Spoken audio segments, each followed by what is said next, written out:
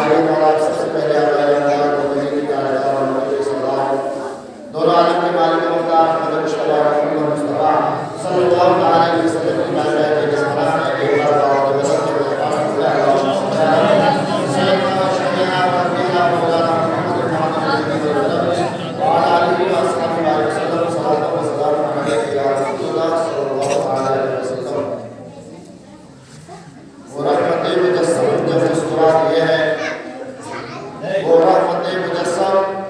جب مسکرا دیا ہے صحرائے زندگی میں گلشن کھلا دیا ہے اور ان کی عطا نے مفلس سلطان بنا دیے ہیں ان کی عطا نے مفلس سلطان بنا دیے ہیں اور ان کی چمک میں مہر و ماجد ملا دیے ہیں ان کی چمک میں مہر و ماجد ملا دیے ہیں ان کی محبت نے دل کے غنچے کھلا دیے ہیں ان کے محبت نے دل کے غنچے کھلا دیے ہیں جس راہ چل دیے ہیں مجھے بسا دیے ہیں اور ان کی سخاوتوں کا ہے دو جہاں میں چرچا ان کی سخاوتوں کا ہے دو جہاں میں چرچا دیتے ہیں سائلوں کو حد طلب سے بالا دیتے ہیں سائلوں کو حد طلب سے بالا اور آیا جو بھیک لینے ان کی گلی میں ممتا آیا جو بھیک لینے ان کی گلی میں ممتا دامن کو اپنے بھر کر کہتا ہوا یہ لوٹا میرے کریم سے گر قطرہ کسی نے مانگا دریا بہا دیے ہیں دوربے بہا دیے ہیں میرے کریم سے گر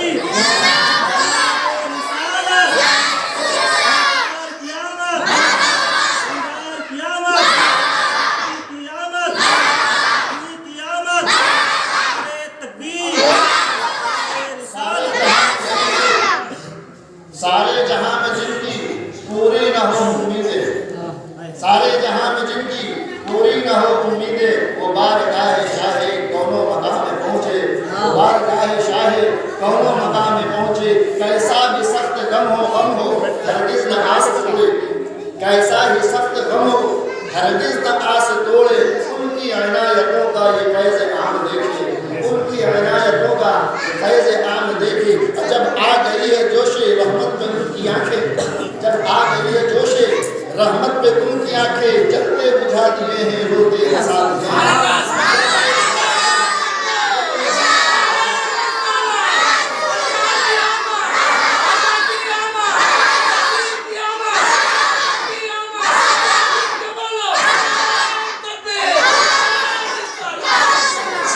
اور محشر میں جب کہ آیا کسیاں شعار بندہ محشر میں جب کہ آیا کسیاں شعار بندہ تھا مضطرب کہ دیکھو انجام کیا ہو میرا تھا مضطرب کہ دیکھو انجام کیا ہو میرا اور امت کے غم میں ان کو روتے ہوئے جو دیکھا امت کے غم میں ان کو روتے ہوئے جو دیکھا بے ساختہ مچل کر عاصی پکار اٹھا اللہ کیا جہنم اب بھی نہ سد ہوگا لوگوں کے مصطفیٰ نے دریا بہا اور اے دو جہاں کے والی کونین کے مسیحا اے دو جہاں کے والی کونین کے مسیحا ہاتھوں میں ہے تمہارے ہر درد کا مداوا ٹوٹے ہوئے دلوں کو لائے ہیں در پہ ممتا کر دیجئے نگاہ رحمت کا ایک اشارہ ایک دل ہمارا کیا ہے آزاد اس کا کتنا ایک دل ہمارا کیا ہے آزاد اس کا کتنا تم نے تو چلتے پھرتے مردے جلا دیے ہو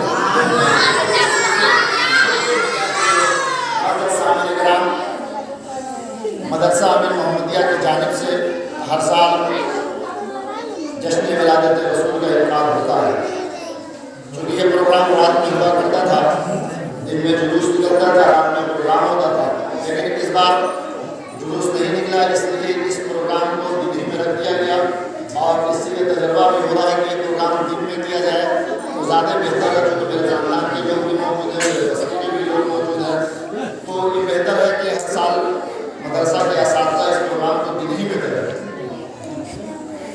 میرے دوستو ہم سے پہلے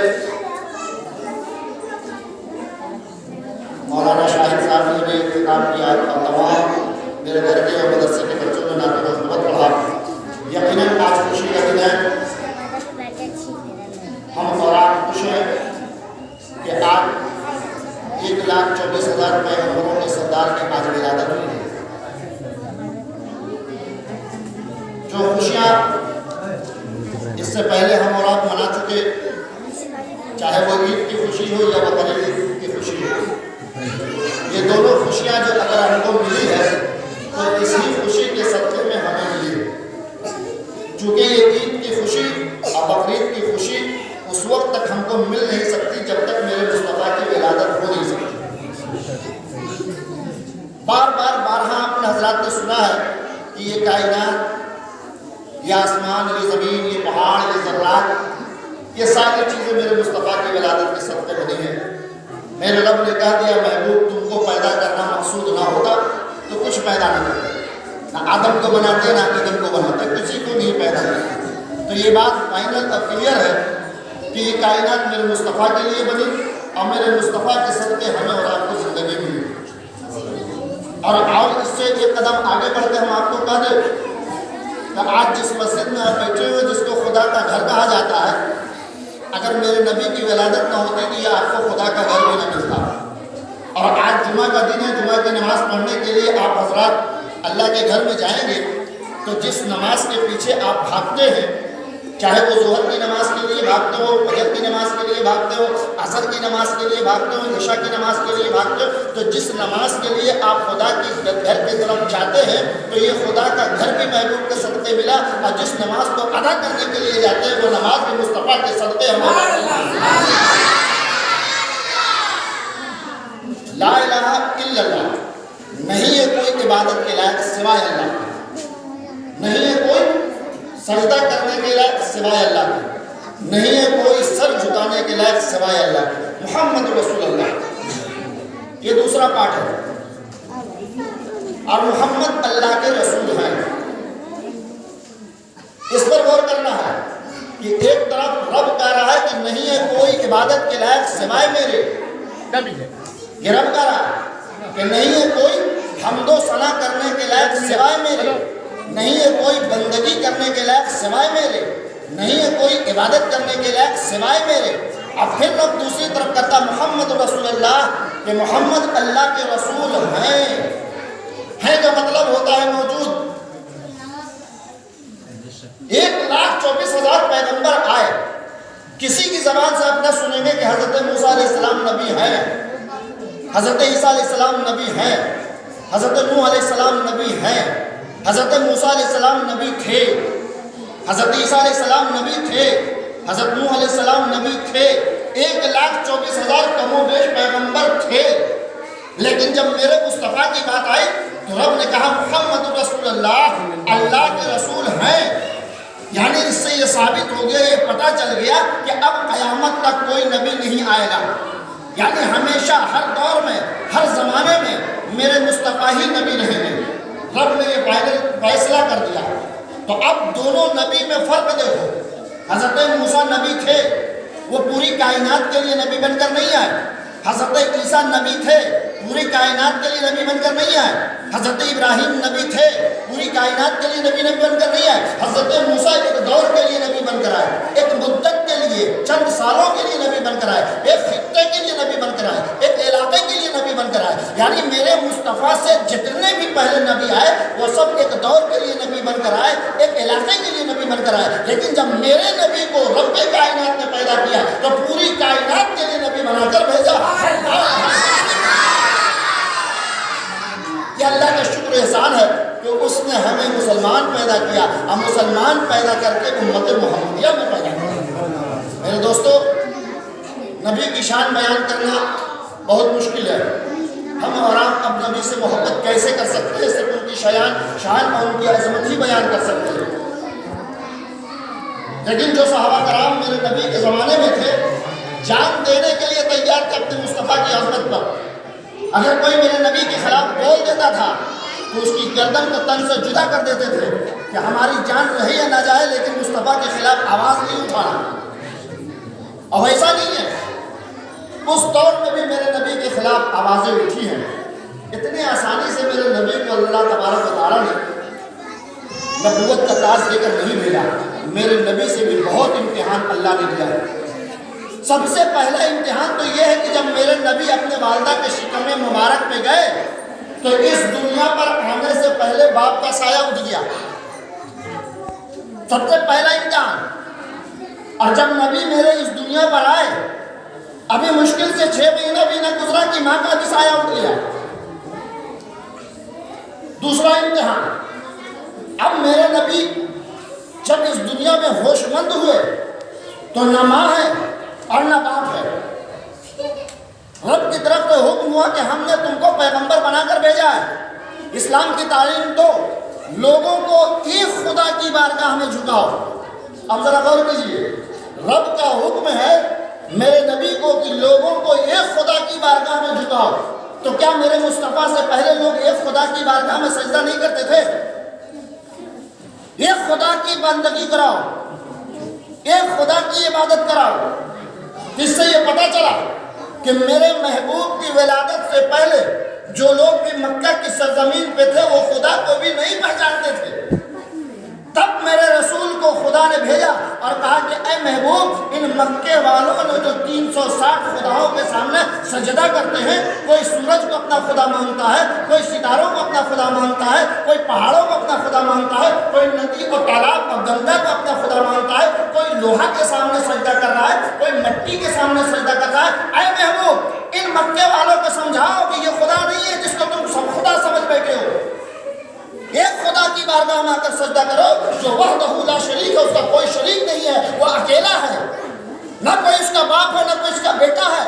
جب میرے آقا نے مکے والوں کو سمجھایا کہ اے لوگو، جس کے سامنے سجدہ کرتے ہو وہ خدا نہیں ہے، جس کے سامنے مانگتے ہو وہ خدا نہیں ہے، جس کے سامنے تم سر جھکاتے ہو وہ خدا نہیں ہے، تو میرے مصطفیٰ کو کیا جواب ملا کہ ہم برسوں برس اس کو خدا مان کر آ رہے ہیں، تمہاری بات پر اعتماد نہیں کریں گے، تمہاری بات پر ہم یقین نہیں کریں گے۔ سوچئے مکے والوں کا کیا حال ہے؟ اگر پیسہ جمع کرنے کی بات آتی ہے تو میرے رسول کی بارگاہ میں لوگ جمع کرتے ہیں۔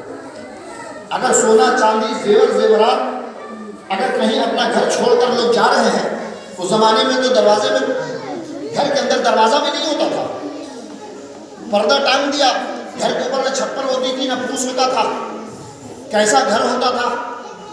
تو لوگ جب اپنے رشتہ داروں احبابوں کے یہاں جاتے تھے تو گھر کے جو زیور زیورات برتن ہوتے تھے وہ میرے رسول کے ذمہ کر کے جاتے تھے کہ ہم جا رہے ہیں چند دن کے لیے، یہ میری امانت ہے، آپ رکھیے۔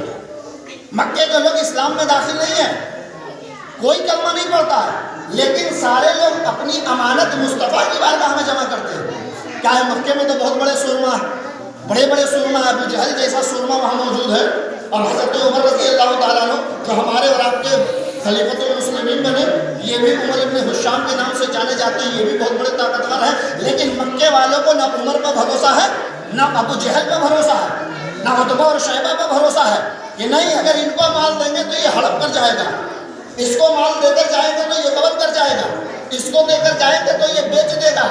بس اپنا مال جمع کرنے کی بات آئی تو میرے رسول کی بارگاہ میں جمع کر رہے ہیں کہ تم امین ہو، تم پر بھروسہ ہے کہ تم ہماری امانت کی حفاظت کرو گے۔ لیکن جب میرے مصطفیٰ نے کہا کہ اے لوگو، جب مجھ کو سچا جانتے ہو، مانتے ہو، ہم کو امین سمجھتے ہو، تو پھر میری ایک بات مان لو، لا الہ الا اللہ محمد رسول اللہ پڑھ لو۔ لوگوں نے کہا نہیں پڑھیں گے، یعنی تم کو سچا مانیں گے، تم کو امین مانیں گے، لیکن تم مجھے کہنے پر لا الہ الا اللہ محمد رسول اللہ کلمہ نہیں پڑھیں گے۔ میرے آقا نے کہا پروردگار عالم، یہ لوگ تو تیار نہیں ہوتے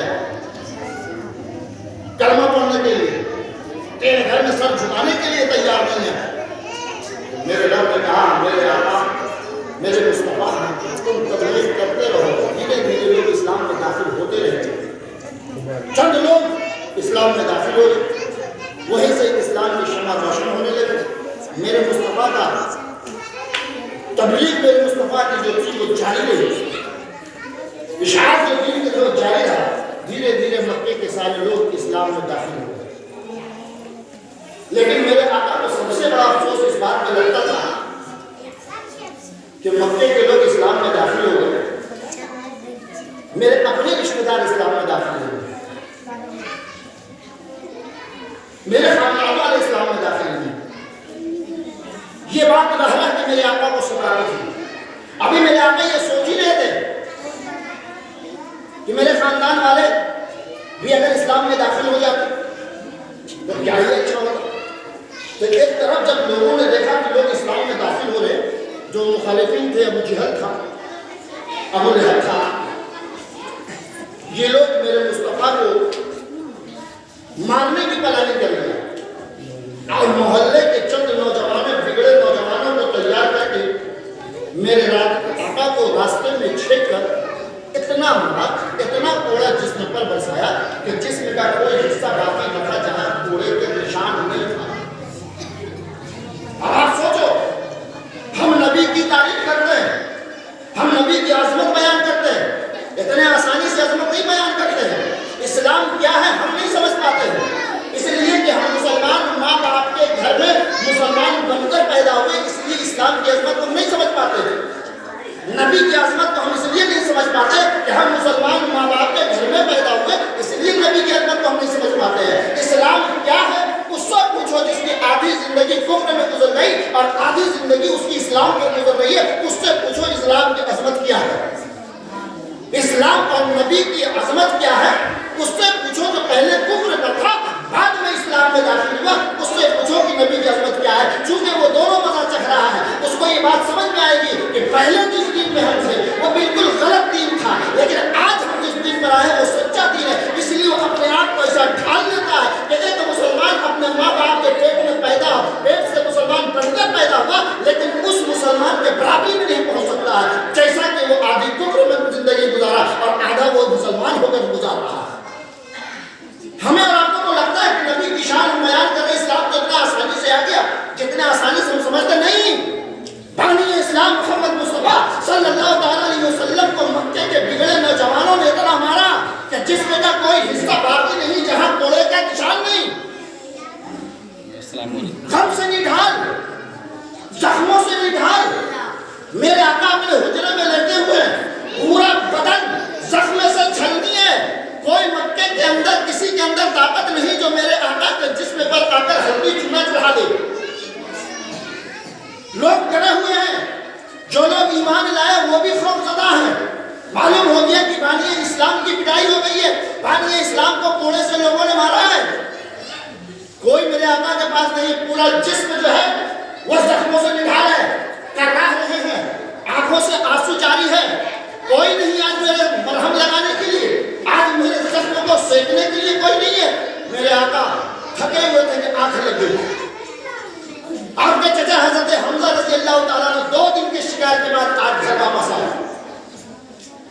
بیوی کو کہا کھانا نکالو, بیوی نے کھانا نکالا. آپ ایک نوالا اپنے منہ میں ڈالنا چاہتے ہیں کہ بیوی نے کہا کہ کتنے بدبخت ہو تم, کتنے سخت دل ہو تم, کتنے پتھر دل ہو تم. تمہارے بھتیجے کو مکے کے بگڑے لوگوں نے آج اتنا مارا ہے کہ تمہارا بھتیجا پورا جسم سے چھلنی ہو رہا ہے. حضرت حمزہ نے جب سنا کہ میرے بھتیجے کو کس نے مارا, کہا کہ مکے کے بگڑے نوجوانوں نے مارا. فوراً کھانا پلیٹ میں واپس کیا, کوڑا لیا اور کھڑے ہو گئے. پورے مکے کے اس نوجوانوں کو مارا جس نوجوانوں نے میرے آقا کے جسم پر کوڑا برسایا تھا. 50 نوجوانوں کو مار کر حضرت حمزہ رضی اللہ تعالیٰ عنہ جب میرے آقا کے دروازے پر کھڑے ہوتے ہیں تو دیکھتے ہیں میرے آقا زخموں سے چور, نڈھال سوئے ہوئے ہیں بے خبر, پورا جسم خون سے تر ہے. حضرت حمزہ دروازے پر کھڑے ہوتے کہتے محمد اٹھ جاؤ. جیسے ہی کہا اٹھ جاؤ, آنکھ کھلی, دیکھا سامنے حمزہ چچا کھڑے ہوئے. آنکھوں سے آنسو آئے میرے آقا کے. ایک شخص تو بھلے اسلام پر نہیں ہے لیکن ہے تو کم سے کم ہمدردی میں تو آیا. میرے آقا اٹھ کر بیٹھ گئے. حضرت حمزہ نے کہا محمد گھبرا نہیں, رو نہیں, ہنسو. اس جس نوجوان نے تم کو مارا ہے اس کے گھر جا جا کر ایک نوجوانوں کو کوڑے سے مار کر میں آ رہا ہوں. ہر نوجوانوں سے بدلہ لے کر میں آ رہا ہوں. خوشی مناؤ, ہنسو کہ تمہارے چچا نے آج بدلہ لے لیا. حضرت حمزہ نے جب کہا کہ میرے آقا مسکرائے اور کہا چچا جان آپ ان نوجوانوں کو مار کر آئے ہیں, آپ ان کو زخمی کر آئے ہیں, آپ ان کو زخم دے کر آئے ہیں, ہمیں خوشی نہیں محسوس ہو رہی.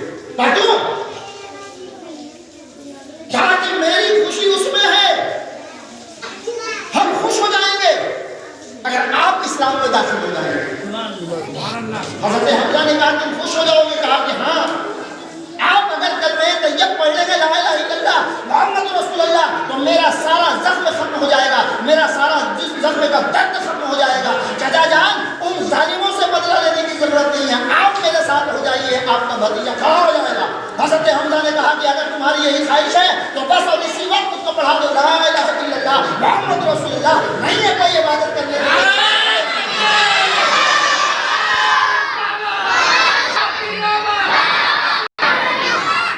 بہت زخم اٹھایا ہے میرے آقا نے، بہت پریشانیاں اٹھائی ہیں میرے آقا نے، پتھر کھایا ہے، پتھر کھایا ہے میرے آقا نے، گھوڑا کھایا ہے میرے آقا نے، گردن میں رسی جانوروں کی طرح ڈال کر لوگوں نے گھسیٹا ہے میرے آقا کو، آپ کے نبی کو۔ مکے کے لوگوں نے جتنا ظلم کیا ہے اتنے ہی مکے کے لوگوں کے لیے میرے آقا نے دعائیں دی۔ مکے کے لوگوں نے میرے آقا پر جتنا ظلم کیا ہے میرے آقا نے مکے والوں کو اتنا ہی دعائیں دی۔ آج مکے والے عیش و عشرت میں ہیں، وہ اپنی محنت کی کمائی سے نہیں ہیں۔ آج کہا جاتا ہے کہ مکے کے اندر بہت زیادہ دولت ہے، یہ ان کی کمائی نہیں ہے، یہ میرے مصطفیٰ کی دعا ہے کہ آج مکے والے عیش و عشرت میں ہیں۔ یعنی میرے نبی نے یہ میسج دے دیا کہ اگر تم کو کوئی تم پر ظلم بھی کر رہا ہے تو تم اس کو دعائیں دو، تم پر اگر کوئی ستم ڈھا رہا ہے تو تم دعائیں دیتے رہو، یقیناً ایک نہ ایک دن اس کو ہوش آئے گا، اب دوسروں پر جو ظلم کر رہا ہے اس کی آنکھیں کھل جائیں گی۔ آج مکے والوں کی آنکھیں کھل گئی کہ آج کہا جاتا ہے کہ اسلام مکے سے پھیلا، آج مسلمانوں کے لیے مکہ شہر جو ہے وہ متبرک ہو گیا، برکت والا وہ شہر ہو گیا، جس شہر نے میرے مصطفیٰ کے ساتھ کیسا سلوک کیا، لیکن وہ سارے سلوک کو میرے آقا نے کہا کہ مکے والوں نے ظلم ہم پر کیا ہے، لیکن ہم مکے والوں کے لیے دعا کرتے ہیں۔ اب میرے آقا نے مکے والوں کے لیے دعا کیا کہ آج ہمیشہ ہمیشہ دولت مند رہیں گے، یہ میرے مصطفیٰ کی دولت ہے۔ میرے دوستو، رسول کی ولادت کا جشن ہے، یہ چھوٹے چھوٹے بچے ہیں، آپ حضرات سارے لوگ جشن منا رہے ہیں میرے نبی کی ولادت کا۔ ہم جشن اس لیے منا رہے ہیں کہ مصطفیٰ کے صدقے مجھے دین ایمان ملا۔ ہم رسول کی ولادت کا جشن اس لیے منا رہے ہیں کہ مصطفیٰ کے صدقے ہمیں سچا ایمان ملا۔ ہم جشن اس لیے منا رہے ہیں کہ ہمیں ایک خدا ملا، ایک خدا کے سامنے سجدہ کرنے کے لیے ہمیں جو ہے پہچان ملی، یہ مصطفیٰ کے صدقے۔ لیکن تاریخ کے اوراق کو الٹ کر دیکھیے کہ 12 ربیع اول شریف کو جس دن میرے مصطفیٰ کی ولادت ہوئی، حضرت موسیٰ علیہ السلام قبر کے اندر خوشیاں منا رہے تھے، حضرت عیسیٰ علیہ السلام قبر کے اندر خوشیاں منا رہے تھے، تمام پیغمبر اپنی اپنی قبروں میں میرے مصطفیٰ کی ولادت کی خوشیاں منا رہے تھے۔ لوگوں نے سوال کیا، اے موسیٰ، نبی میرے پیدا ہوئے، خوشیاں ہم منا رہے ہیں، مصطفیٰ میرے پیدا ہوئے، خوشیاں ہم منا رہے ہیں، آپ کیوں منا رہے ہیں خوشیاں میرے نبی کی ولادت پر؟ اے عیسیٰ رسول میرے پیدا ہوئے، آپ خوشیاں کیوں منا رہے ہیں؟ اے ابراہیم نبی میرے پیدا ہوئے، آپ خوشیاں کیوں منا رہے ہیں؟ ہم تو خوشی اس لیے منا رہے ہیں کہ میرے نبی پیدا ہوئے، آپ تو خود نبی ہیں، آپ تو خود پیغمبر ہیں، آپ تو خود رسول ہیں، آپ میرے رسول کی ولادت پر خوشیاں کیوں منا رہے ہیں؟ حضرت موسیٰ نے جواب دیا، حضرت عیسیٰ نے جواب دیا، حضرت ابراہیم نے جواب دیا کہ تم اس لیے خوشیاں منا رہے ہو کہ تم کو تمہارا نبی مل گیا، تم کو تمہارا رسول مل گیا، تم کو تمہارا پیغمبر مل گیا، ہم اس لیے خوشیاں منا رہے ہیں کہ ہم کو ہمارا امام مل گیا۔ بیت المقدس میں برسوں سے ہم انتظار کر رہے ہیں مقتدی بن کر کہ میرے امام کی ولادت کب ہوگی، ہم سب لگا کر بیت المقدس میں بیٹھے ہوئے ہیں کہ میرا امام کب آئے گا۔ آج میرے امام کی پیدائش ہو گئی تو ہم خوشیاں منا رہے ہیں کہ آج میرا امام پیدا ہو گیا، میرے بیت المقدس میں ہم مقتدی بن کر رہیں گے اور تمہارا رسول ہمارا امام بن کر بیت المقدس میں آئے گا، اس لیے ہم خوشیاں منا رہے ہیں۔ میں نے بچیوں کو دیکھا خوشیاں مناتے ہوئے، چھوٹی چھوٹی بچیاں خوشیاں منا رہی ہیں، چاہے وہ اپنے اسلام پر کی ہوں یا غیر مذہب کی ہوں۔ میں نے ان بچیوں سے سوال کیا، تم خوشیاں کیوں منا رہی ہو؟ رسول میرے پیدا ہوئے، پیغمبر میرے پیدا ہوئے، تم خوشیاں کیوں منا رہی ہو؟ تو ان چھوٹی چھوٹی بچیاں جو اسلام مذہب پر نہیں ہیں لیکن میرے رسول کی خوشیاں اس زمانے میں منا رہی تھی، تم کیوں خوشیاں منا رہی ہو؟ تو اس نے کہا کہ تم کو تمہارا نبی مل گیا، تمہارے نبی کی ولادت سے مجھ کو زندگی مل گئی، اس لیے تمہارے نبی کی ولادت۔ ورنہ کیا حال تھا؟ میرے رسول کی ولادت سے پہلے کسی بھی گھر میں بچی زندہ نہیں بچتی تھی، چاہے کتنے بڑے دولت مند باپ ہو، چاہے جیسا بھی غریب باپ ہو۔ جب ماحول بن گیا، معاشرے میں ایک روش قائم ہو گئی کہ بچی پیدا ہوگی تو دفن کر دیں گے، بچی پیدا ہوگی تو اس کو جلا دیں گے، بچی پیدا ہوگی تو ندی تالاب میں پھینک دیں گے۔ جب یہ ماحول معاشرے کا بن گیا تو ان بچیوں نے کہا کہ ہمارا باپ ہم کو زندہ دفن کرتا تھا، ہمارا باپ گڈھے میں پھینک دیتا تھا، ہمارا باپ جانوروں کے سامنے ہم کو پھینک دیتا تھا، ہمارا باپ ہم پر تیل چھڑک کر ہم کو آگ لگا دیتا تھا، ہم چیختے رہتے تھے، چلاتے رہتے تھے، اپنے باپ کی آنکھ میں آنکھ ڈال کر پوچھتے رہتے تھے کہ میری غلطی کیا ہے کہ مجھ کو جانوروں کے حوالے کر رہے ہو، میرا قصور کیا ہے کہ مجھ کو گڈھے میں دفن کر رہے ہو، میری کیا غلطی ہے کہ ہم کو ندی تالاب میں ڈال رہے ہو، ہمارا کیا قصور ہے کہ ہم کو تم اپنے پاؤں کے اوپر رکھ کے میری گردن کو تم دبا رہے ہو۔ تو باپ کے اندر یہ جواب نہیں تھا کہ وہ جواب دیتا ہے کہ ہم تم کو کیوں مار رہے، لیکن تمہارے نبی محمد مصطفیٰ جب پیدا ہوئے تو ان کا سب سے پہلے اعلان تھا مکے والوں کے لیے کہ اے مکے والوں بچیوں کو دفن مت کرو۔ ہمارے نبی کا سب سے پہلا میسج یہ تھا کہ اے مکے والوں بچیوں کو دفن مت کرو، بچیوں کی نریٹیوں کو ڈھانپو مت، بچیوں کے اوپر کراسن تیل چھڑک کر آگ مت لگاؤ، بچیوں کو دفن مت کرو۔ اے لوگوں مکہ والوں اپنی بچیوں کی پرورش کرو، جس گھر میں بچیاں پرورش پاتی ہے اس گھر میں اللہ کی رحمت نازل ہوتی ہے۔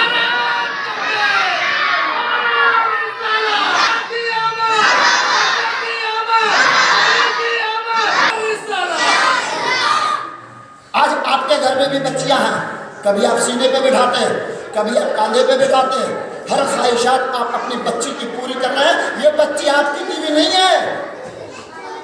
کیا آپ کے گھر میں بچیاں پل رہی ہیں، اس کی زندگی آپ کی بیوی نہیں ہے۔